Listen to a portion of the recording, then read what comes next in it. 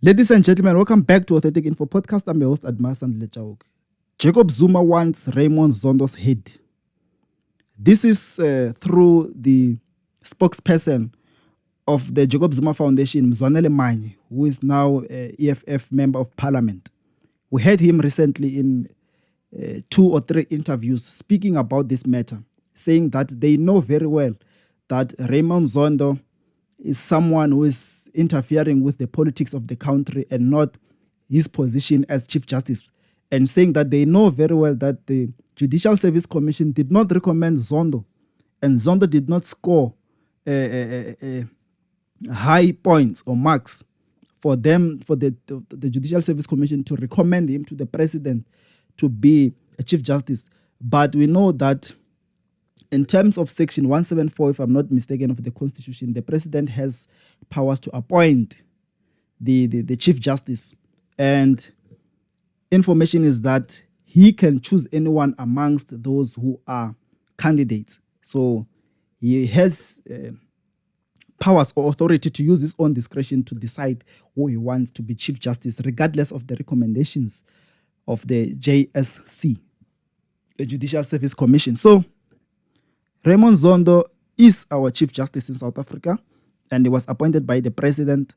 And the Jacob Zuma Foundation is not, it doesn't quite sit well with them. And we know that there are processes which the foundation do not agree upon, or they don't agree with, because they say their man, former President Jacob Zuma, was unfairly treated and was unlawfully prosecuted and sentenced to jail, and they accuse the likes of Zondo to have used their powers to influence the decision of the Constitutional Court or Supreme Court of Appeal.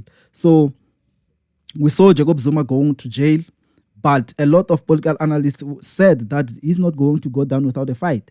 So we saw them recently, in this month of October, coming back to revive this matter.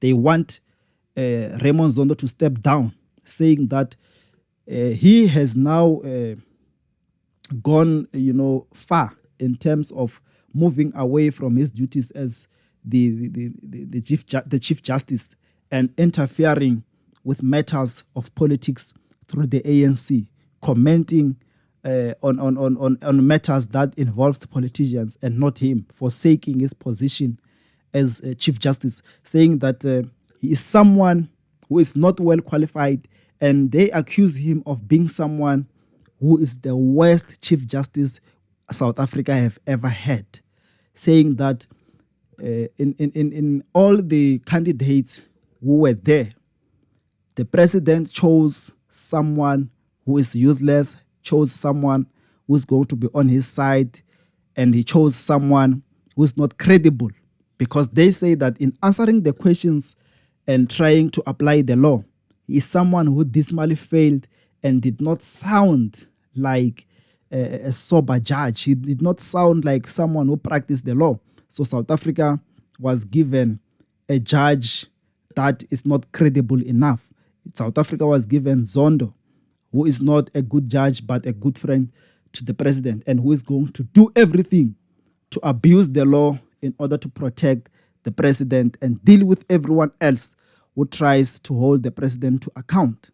We have seen this as the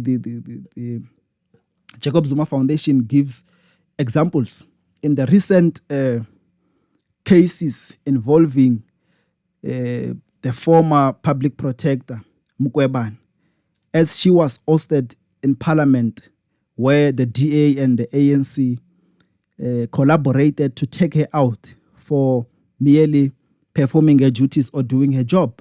So they gave such examples to say they didn't see the law to be doing anything, where the law was supposed to have protected the public protector. And we saw her being told that she has to pay legal fees from her own pocket and not from the office of the public protector or her office. And then she was later removed through a parliamentary process for merely touching the President. And they said that If Zondo was sober, he should have interfered in such matters and applied the law to protect the public protector's office. So having failed to do that and other matters which were within his jurisdiction, they say that it's time that he steps down. It's not only for dealing with Zuma.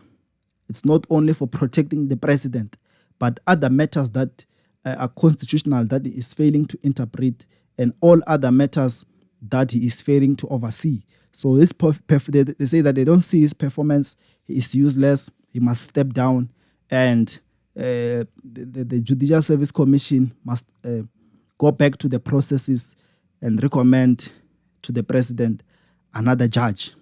So my question is, are we going to see the president listening to such a demand? And other than the media, what are the processes that are there? Those who are in the legal field must educate us. What are the processes which needs to be followed to try and hold to account a sitting Chief Justice? What are the processes that are there? And did Zondo really interfere with the politics of the country and neglect his duties as Chief Justice?